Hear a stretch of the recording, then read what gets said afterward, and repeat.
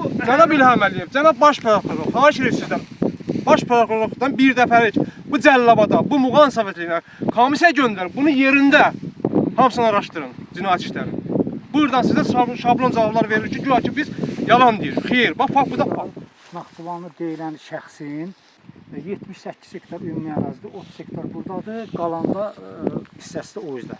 Bu torpaq sahəsinin bu günləri qanunverici əsasən təyinatı, örüş təyinatlı torpaq sahəsidir. Burada biçin, əkin işləri aparılması qanuna zidd. Bir neçə dəfə Cəlilabad rayon Muğan kəndində, Muğan bələdiyyəsində baş verən qanunsuzluqlarla əlaqədar rəsmi müraciətlər yönləndirmişik. Cənab Prezidentə, Baş prokuror Kamran Əliyevə, deməli Zeynal Nağdəliyevə cənablarına kütləvi şəkildə vətəndaşlar tərəfindən bir neçə dəfə narazılıqlar olub.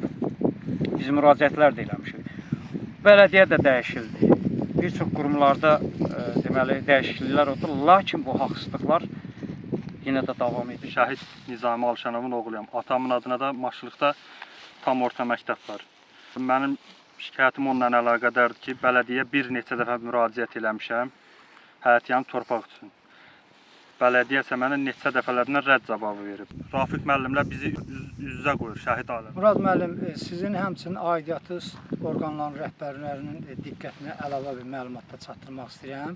Fakt olaraq digər bir əraziyə sizi gətirmişəm. Burada ümumidə 25 hektar kənd icra nümayəndəsinin atası və 25 hektar əmsinin torpağıdır. Fakt olaraq da bu ərazi biçilib. Yəni baxın, öz gözlərinizin qabağında dövlətin, xalqın malı talan edilir. Dağıdırlar. 540-570 hektarlarla torpaqlar hamısı zəbt olunub. Xalqın, dövlətin malını talan edib yeyirlər.